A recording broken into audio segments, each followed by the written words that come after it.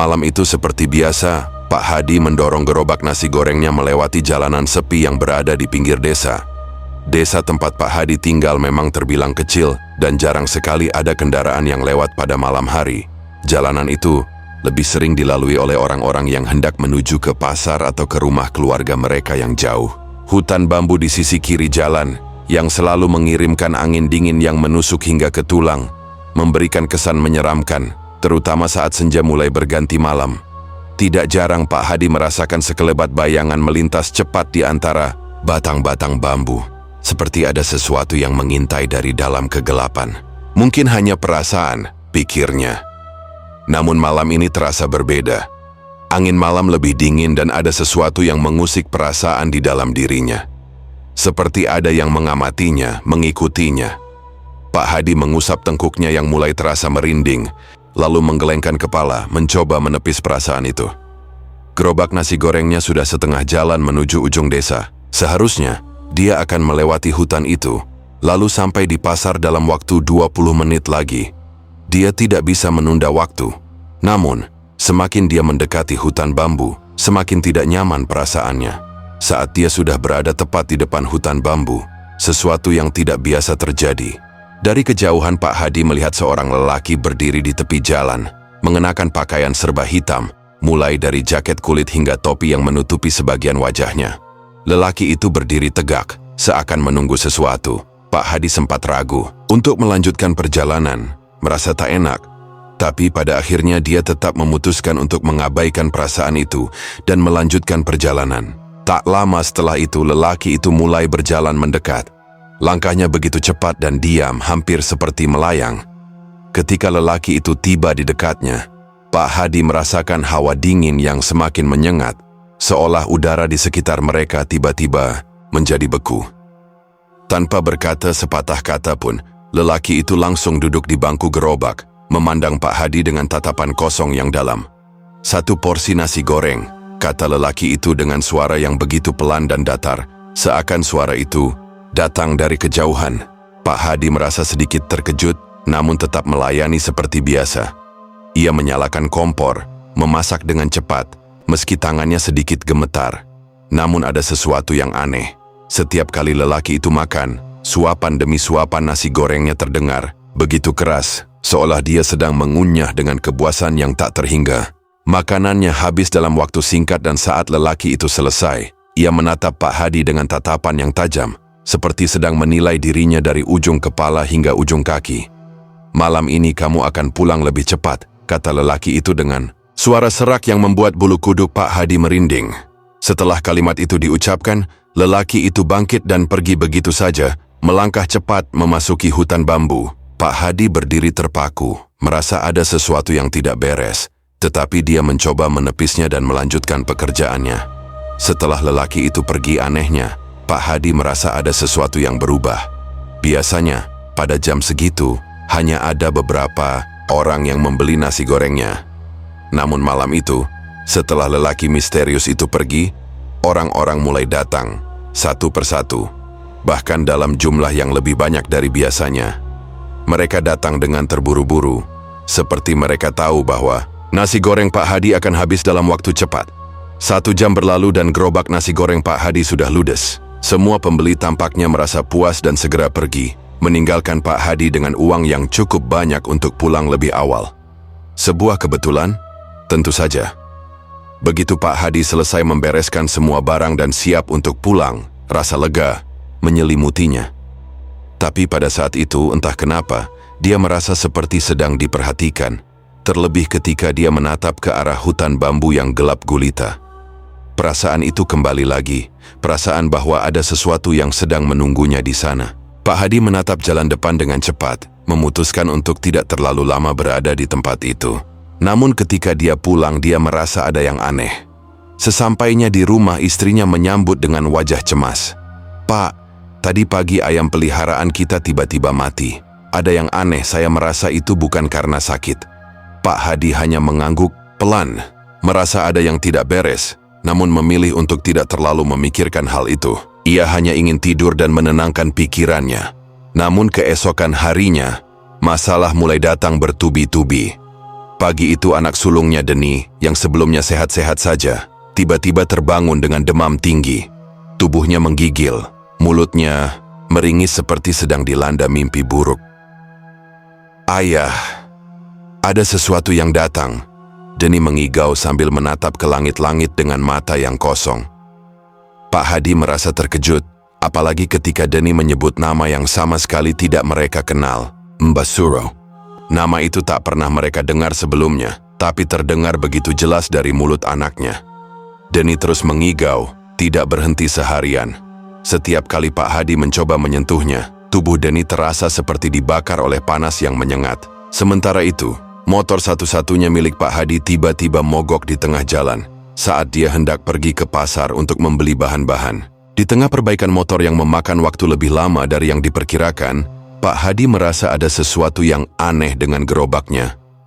Tiba-tiba saja, roda gerobaknya bergeser sendiri, seakan ada kekuatan yang tak terlihat sedang menggerakkannya. Setelah akhirnya motor bisa diperbaiki, Pak Hadi memutuskan untuk pulang lebih awal, tapi tidak bisa menghilangkan perasaan ketakutan yang terus menggerogotinya. Sepanjang perjalanan pulang, jalan yang biasanya terasa familiar itu kini terasa asing dan mencekam. Namun puncaknya terjadi pada malam berikutnya, saat Pak Hadi memutuskan untuk kembali melewati jalan hutan bambu itu. Meski hatinya dipenuhi rasa cemas, ia merasa tidak ada pilihan lain. Ia harus melanjutkan pekerjaannya. Dengan gerobak yang kini terasa lebih berat dari biasanya, Pak Hadi melangkah perlahan. Di tengah perjalanan, saat ia sudah hampir sampai di area hutan, dia melihat siluet lelaki berpakaian hitam itu lagi. Kali ini, lelaki itu berdiri lebih dekat, terlalu dekat untuk bisa diabaikan. Pak Hadi berhenti dan lelaki itu tanpa berkata apa-apa, berjalan mendekat dengan langkah yang aneh, seperti tidak menyentuh tanah. Ketika lelaki itu duduk di bangku, suasana menjadi sangat mencekam. Pak Hadi merasa udara di sekitarnya semakin berat, seperti ada sesuatu yang mencekik lehernya. Tanpa banyak bicara, lelaki itu memesan 1 porsi nasi goreng. Namun kali ini ia memakan nasi gorengnya dengan cara yang lebih aneh. Ia mengunyah begitu cepat, dengan lahapnya, seperti kelaparan yang tak terpuaskan. Setiap suapan disertai suara, gemeretak yang mengerikan. Pak Hadi tidak bisa menahan diri untuk tidak memperhatikannya, dan saat lelaki itu selesai makan, ia menatap Pak Hadi dengan tajam sekali. "Malam ini kamu akan sangat beruntung," katanya dengan suara serak yang terdengar jauh dari tempat lain. Pak Hadi merasa sangat cemas, namun tidak bisa melawan perasaan itu. Ia segera membereskan gerobaknya, tetapi saat lelaki itu pergi, ada sesuatu yang aneh. Gerobak Pak Hadi terasa semakin berat dan seperti terikat dengan sesuatu yang tidak kasat mata. Pagi setelah kejadian itu, Pak Hadi bangun dengan perasaan tidak enak. Dia merasa seperti ada sesuatu yang mengintai dari balik bayangan. Ketika dia membuka jendela, kabut tebal menyelimuti desa, memberi kesan sunyi yang aneh. Angin yang biasanya membawa kesegaran pagi kini terasa seperti udara berat yang mengikat pernapasannya. Begitu ia keluar rumah, matanya tertuju pada pintu belakang, tempat ayam peliharaan mereka biasanya berkeliaran. Tapi kali ini, suasana terasa gelap dan ayam-ayam itu tampak tidak berani keluar. Pak Hadi berusaha mengabaikan perasaan itu dan pergi ke halaman depan. Namun saat dia melihat ke arah motor yang terparkir, dia merasa ada yang salah. Motor itu tampak berbeda, seperti ada goresan-goresan dalam di bagian samping yang tidak pernah ia buat. Dengan rasa penasaran, ia memeriksa lebih dekat, tapi tidak menemukan apa-apa yang jelas. "Apa ini?" gumamnya. Perasaan cemas mulai menguasai dirinya, namun dia tetap melanjutkan rutinitasnya. Ia mencoba untuk tidak terlalu memikirkan hal itu, tapi benaknya terus berputar dengan pertanyaan yang tak terjawab. Malam itu Pak Hadi kembali merasakan hal yang sama. Ketika dia melewati jalan menuju hutan bambu, sebuah kekuatan aneh kembali menarik perhatiannya. Seakan-akan jalannya semakin panjang dan gelap. Matanya terasa terkatup oleh kabut yang tidak biasa, seolah ada yang menahan langkahnya. Saat ia mencapai bagian hutan yang sudah dikenalnya, ia melihat sosok lelaki berpakaian hitam itu lagi. Kali ini, ia berdiri lebih dekat dari sebelumnya, seakan menunggu sesuatu yang pasti. Pak Hadi merasakan jantungnya berdegup lebih kencang. Namun ada satu hal yang lebih aneh dari sebelumnya. Lelaki itu tidak lagi duduk di bangku gerobak. Sebaliknya, ia berdiri di depan Pak Hadi, memandanginya dengan tatapan kosong yang begitu dalam. Ada sesuatu yang ganjil pada pandangannya. Matanya seperti tampak lebih dalam, seperti dua lubang hitam yang tak berujung, seakan Pak Hadi bisa terjatuh ke dalamnya. Nasi goreng, 1 porsi. Suara lelaki itu kembali terdengar pelan, tetapi kali ini terasa lebih serak dan menakutkan. Dengan enggan, Pak Hadi kembali menyalakan kompor, namun tidak bisa mengabaikan perasaan bahwa sosok itu sedang mengamatinya, menilai setiap gerakan yang ia buat. Setelah nasi goreng itu selesai, lelaki itu langsung duduk dan memakannya tanpa basa-basi, dengan kecepatan yang tidak wajar. Suapan demi suapan menghilang begitu cepat, dan saat ia selesai, wajahnya menunjukkan ekspresi yang tidak manusiawi. Wajah itu tersenyum, namun senyumannya kosong, tanpa emosi. "Malam ini kamu akan pulang lebih cepat," kata lelaki itu, dengan suara yang kini terdengar lebih dalam dan lebih mengerikan. Pak Hadi merasa tubuhnya gemetar. Dengan terburu-buru ia menyelesaikan pekerjaannya dan mengemas barang-barangnya. Namun ketika lelaki itu pergi begitu saja menuju hutan, ada sesuatu yang berubah dalam dirinya. Ada perasaan yang tidak dapat dia jelaskan. Semacam ketakutan yang menyusup hingga ke dalam jiwanya. Seolah-olah, setelah malam itu, segala sesuatu yang terjadi akan berubah. Saat Pak Hadi mengangkat gerobaknya dan bersiap untuk pulang, dia merasa bahwa malam ini akan menjadi lebih berbeda daripada yang lain. Tiba-tiba, ratusan orang datang dalam waktu singkat, membeli nasi goreng Pak Hadi satu demi satu, seolah mereka sudah menunggu. Tanpa tahu mengapa, dagangan Pak Hadi pun ludes dalam waktu yang sangat singkat. Setelah selesai, ia merasa sangat lega bisa pulang lebih cepat. Namun ketika dia kembali ke rumah, sesuatu yang buruk terjadi. Anak sulungnya Deni yang semalam demam tiba-tiba bangun dengan tubuh yang lebih lemah. Suaranya terdengar seperti bergumam, seolah berbicara dengan seseorang yang tidak terlihat. "Mbak Surum, tidak mau pergi," kata Deni dengan suara lirih, seperti disertai dengan teriakan pelan yang hanya bisa didengar oleh Pak Hadi. Itu adalah nama yang sama yang disebutkan Deni saat mengigau sebelumnya.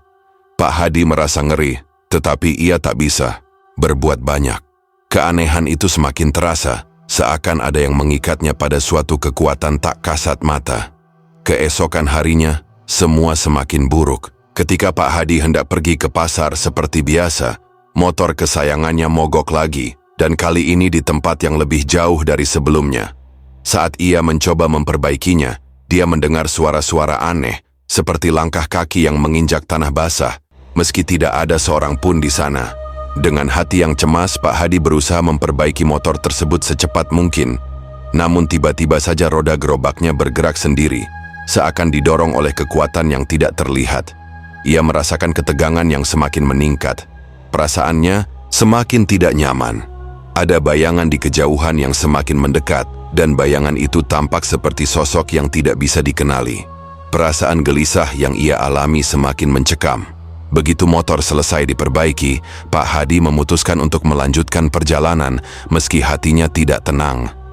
Namun, sepanjang perjalanan, ia merasa bahwa ada sesuatu yang terus mengikutinya. Saat ia melewati jalanan yang sepi, ia bisa merasakan hawa dingin yang kian menguat. Ketika dia berbalik, hanya ada kegelapan yang menutupi jalan, namun dia bisa merasakan kehadiran yang semakin mendekat. Pak Hadi tak berani menoleh lebih lama. Ia hanya ingin pulang dan tidur, berharap hari berikutnya tidak akan seburuk ini. Namun, malam berikutnya teror yang tak terduga datang lagi. Pak Hadi merasa terjebak dalam siklus yang tidak bisa ia hindari. Ia ingin sekali menghindari jalan hutan bambu itu, tapi sepertinya takdir selalu membawanya kembali ke sana. Pada malam itu, ia merasakan kejanggalan yang sangat kuat. Ketika dia tiba di ujung jalan hutan bambu, dia melihat sosok lelaki itu lagi. Kali ini ia berdiri lebih dekat dari sebelumnya, hanya beberapa langkah darinya. Tiba-tiba gerobaknya terasa sangat berat. Rasa takut mulai menguasai dirinya. Namun ia merasa seakan terpaksa melanjutkan, karena seperti ada sesuatu yang mengikat dirinya dengan kejadian-kejadian aneh ini. Tanpa berkata apa-apa, lelaki itu duduk di bangku. memesan nasi goreng dengan suara yang lebih berat dari sebelumnya. Suapan demi suapan yang ia makan terasa semakin mengerikan. Seperti ada sesuatu yang tidak manusiawi dalam cara ia makan. Seperti makhluk yang tidak puas meskipun sudah makan banyak. Setelah nasi goreng itu habis, lelaki itu menatap Pak Hadi dengan tatapan yang lebih dalam dan lebih kosong dari sebelumnya. Pak Hadi merasa semakin takut. Ketika lelaki itu pergi, Pak Hadi melihat sekelebat bayangan gelap melintas cepat, menghilang ke dalam hutan bambu, seakan-akan mengambil segala ketenangannya bersama. Seketika, Pak Hadi merasa lelah, sangat lelah. Ia tak tahu bagaimana harus menghadapi semua ini, namun satu hal yang jelas, ada sesuatu yang semakin menjerat hidupnya dan tak ada jalan keluar. Keesokan paginya, Pak Hadi bangun dengan perasaan lebih gelisah dari sebelumnya. Kabar buruk seakan datang bertubi-tubi. Anak sulungnya Denny, yang sudah sedikit pulih semalam, kini kembali terjatuh dalam kondisi yang lebih parah. Tubuhnya semakin panas, suhu tubuhnya melonjak tinggi. Saat Pak Hadi mencoba membangunkannya, Denny hanya mengeluarkan suara seperti ratapan yang dalam, seolah-olah ada sesuatu yang sedang merasukinya.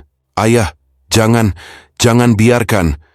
Dia datang," kata Denny dengan suara yang serak. Matanya menatap kosong ke arah langit-langit. Pak Hadi merasa tercekik oleh rasa ketakutan yang semakin mendalam. Dia mulai merasakan adanya hubungan antara kejadian-kejadian ini dengan lelaki misterius yang terus muncul setiap kali dia melewati jalanan itu. Apa sebenarnya yang terjadi? Kenapa anaknya bisa mengatakan hal itu? Mbah Suro. Nama itu kembali terngiang di kepala Pak Hadi dan perasaan buruk semakin menguasai hatinya. Di luar, suasana pagi sepi, kabut masih menyelimuti desa. Namun ada sesuatu yang tak biasa pada udara pagi itu. Seperti ada perasaan berat, seakan setiap langkahnya membawa beban yang semakin sulit untuk dipikul. Pak Hadi mencoba mencari cara agar anaknya bisa sembuh, namun tak ada yang bisa dia lakukan selain berdoa. Kejadian-kejadian aneh ini semakin membuatnya merasa terperangkap. Sementara itu, ketika malam tiba, Pak Hadi kembali harus melewati jalan menuju hutan bambu itu. Malam itu, perasaan tak nyaman menyelimuti dirinya begitu dalam. Setiap langkah yang diambilnya terasa semakin berat. Gerobaknya seperti terikat pada jalan itu, seolah-olah jalan itu tidak memberinya pilihan untuk menghindar.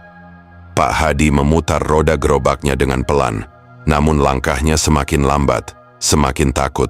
Di kejauhan, bayangan lelaki berpakaian hitam itu muncul, berdiri tegak di tepi jalan, menunggu dengan tatapan kosong yang menakutkan. Sekali lagi, perasaan tidak berdaya menghampiri Pak Hadi. Namun kali ini, dia merasa ada sesuatu yang lebih buruk yang akan terjadi. Lelaki itu tidak bergerak, hanya berdiri diam, seperti menantikan Pak Hadi untuk mendekat. Pak Hadi mencoba mengabaikannya, berharap semuanya hanya halusinasi. Tapi, semakin dekat ia mendekati lelaki itu, semakin terasa kehadiran yang menekan jantungnya. Suara desahan napasnya terdengar keras di telinga, dan ketika akhirnya dia sampai di dekat lelaki itu, sosok itu menatap Pak Hadi dengan lebih dalam, lebih kosong seolah ada sesuatu yang mengintai di balik matanya. Tanpa kata-kata, lelaki itu kembali memesan nasi goreng. Meskipun Pak Hadi takut, ia tetap melayani seperti biasa, tanpa bisa menolak. Ia menyalakan kompor, dan seiring dengan proses memasak yang berlangsung, ia merasa semakin gelisah. Setiap langkah lelaki itu, setiap gerakan makanannya, semakin terasa tidak wajar. Nasi goreng itu menghilang dengan cepat, seakan lekas dimakan oleh makhluk yang lapar tanpa henti. Begitu lelaki itu selesai makan, dia hanya menatap Pak Hadi dan berkata, "Kali ini, kamu tidak bisa menghindar." Suara itu bergetar, penuh ancaman. Ketika lelaki itu menghilang ke dalam hutan, Pak Hadi merasa tubuhnya lemas. Ada sesuatu yang memberatkan dirinya, seolah ada ikatan gaib yang semakin menguasainya. Dia tak tahu apa yang terjadi, namun ada rasa terperangkap yang tak bisa dijelaskan. Dengan hati berdebar, Pak Hadi segera mengemas barang-barangnya dan hendak pulang lebih cepat, seperti yang selalu terjadi setelah lelaki itu membeli nasi gorengnya. Namun, perasaan takut itu semakin menguat. Ketika ia melangkah, gerobaknya terasa lebih berat. Seperti itu ada sesuatu yang menahannya, atau lebih tepatnya, seolah ada tangan yang menahannya untuk tidak pergi. Pak Hadi berusaha mengabaikan perasaan itu, namun langkahnya semakin lambat. Di tengah jalan, tiba-tiba saja, bayangan hitam melintas cepat di depan matanya. Pak Hadi hampir terjatuh, tapi segera mengerem langkahnya dan melihat ke sekeliling. Tidak ada apa-apa di sana. Hanya gelap dan hening. Namun hawa dingin yang menyengat semakin menggigit, semakin dalam, seakan ada sesuatu yang mengintai di balik kegelapan. Pak Hadi menghela napas dalam-dalam dan mempercepat langkahnya, berusaha untuk segera sampai di rumah. Sesampainya di rumah, sesuatu yang tak terduga terjadi. Ketika Pak Hadi masuk, suasana rumah terasa sangat mencekam. Istrinya duduk di ruang tamu dengan wajah pucat dan di sampingnya, Denny yang semalam tampak terbaring lemah, kini duduk dengan ekspresi kosong. "Pak, ada yang datang," kata istrinya dengan suara gemetar. Pak Hadi merasa darahnya mengalir lebih cepat. Saat dia mendekat, Denny menoleh dan tersenyum lebar. Namun senyum itu bukanlah senyuman anaknya. Itu adalah senyuman kosong, tanpa kehidupan. "Mbah Suro datang. Dia sudah menunggumu," kata Denny dengan suara yang serak dan berat. Seolah bukan dirinya yang berbicara. Pak Hadi terkejut dan mundur beberapa langkah, merasa ketakutan yang mendalam merasuki dirinya. Istrinya hanya bisa menangis, tidak tahu apa yang harus dilakukan. Pak Hadi merasa terperangkap dalam dunia yang tak bisa dijelaskan. Kejadian-kejadian ini semakin menekannya, seakan dirinya terikat pada sesuatu yang lebih besar dari dirinya. Ia merasa seperti sudah berada dalam sebuah permainan yang tidak bisa ia menangkan. Rasa cemas dan ketakutan semakin mencekam, dan malam itu terasa seperti mimpi buruk yang tidak akan berakhir. Di malam yang gelap dan sunyi itu, Pak Hadi merasa ada sesuatu yang menarik dirinya menuju jalan hutan bambu lagi. Seakan-akan gerobaknya, kakinya dan bahkan jiwanya terikat pada jalan itu. Tak ada pilihan lain. Ketika dia melewati jalan setapak menuju hutan, perasaan aneh itu kembali hadir. Kali ini lebih kuat dan lebih gelap dari sebelumnya. Hawa dingin yang merasuk, suara-suara aneh yang terdengar seolah datang dari dalam bumi, semuanya semakin jelas. Pak Hadi merasa sangat takut, namun ada suara yang terus mengingatkannya, "Kamu tidak bisa menghindar." Ketika ia sampai di tepi hutan, ia melihat sosok lelaki itu lagi, berdiri lebih dekat, dengan tatapan yang lebih kosong dari sebelumnya. Tanpa kata-kata, lelaki itu melangkah mendekat dan seperti biasa, Pak Hadi tak bisa menahan diri. Ia menyiapkan nasi goreng untuk lelaki itu. Saat lelaki itu selesai makan, ia menatap Pak Hadi dengan intens, seakan memeriksa setiap detail wajahnya. "Sekarang, kamu tahu apa yang harus kamu bayar," kata lelaki itu dengan suara yang lebih dalam dan mengerikan. Pak Hadi merasa dunia di sekitarnya semakin gelap dan dalam sekejap, tubuhnya terasa sangat lemah. Seakan-akan ada kekuatan yang sedang mengambil alih dirinya. Ia tahu saat itu juga bahwa dirinya telah terjebak dalam perjanjian yang tak bisa dibatalkan, dan bahwa harga yang harus dibayar akan lebih besar daripada apa yang bisa ia bayangkan. Malam itu menjadi titik balik bagi Pak Hadi. Sepulang dari hutan, tubuhnya terasa sangat berat dan pikirannya penuh dengan gambaran mengerikan. Wajah lelaki itu, mata Denny yang kosong, suara lirih yang terus menggumamkan nama Mbah Suro di telinganya. Ia merasa seperti sudah melewati batas yang tak seharusnya disentuh manusia. Di tengah kepanikannya, ia memutuskan untuk mencari jawaban. Pagi-pagi sekali, tanpa sempat menunggu Denny sadar sepenuhnya, ia pergi ke rumah seorang ustadz tua yang tinggal di ujung desa. Ustadz Malik, orang yang dikenal mampu menangani gangguan-gangguan tak kasat mata. Begitu melihat wajah Pak Hadi yang pucat dan sorot matanya yang kacau, Ustadz Malik langsung tahu bahwa ini bukan masalah biasa. Pak Hadi menceritakan semuanya. Dari awal ia bertemu pelanggan misterius itu, hingga anaknya mulai menunjukkan perilaku aneh. Ustadz Malik mendengarkan dengan saksama lalu menunduk dalam diam yang panjang. "Yang kamu layani itu bukan manusia biasa, Pak Hadi," katanya perlahan. "Itu jin pesugihan yang menghuni hutan bambu, Mbah Suro. Nama itu bukan hanya legenda, dia penjaga wilayah gaib. Setiap kali dia datang kamu diberi rezeki berlimpah, tapi itu bukan rezeki yang berkah. Ada tumbal, dan tumbal itu sudah mulai menagih. Penjelasan itu membuat Pak Hadi lemas tak bersisa. Ia tak pernah berniat untuk membuat perjanjian dengan makhluk halus.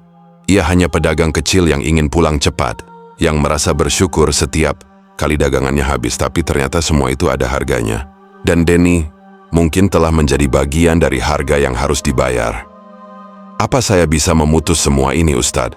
tanyanya dengan suara bergetar. Ustadz Malik menatap matanya dengan dalam. "Bisa, tapi tidak mudah. Kamu harus berani menolak saat ia datang. Dan lebih dari itu, kamu harus kembali ke tempat itu dan kembalikan apa yang sudah ia ambil darimu, kehendakmu." Malam itu juga, Ustadz Malik menyiapkan perlindungan untuk Pak Hadi dan keluarganya.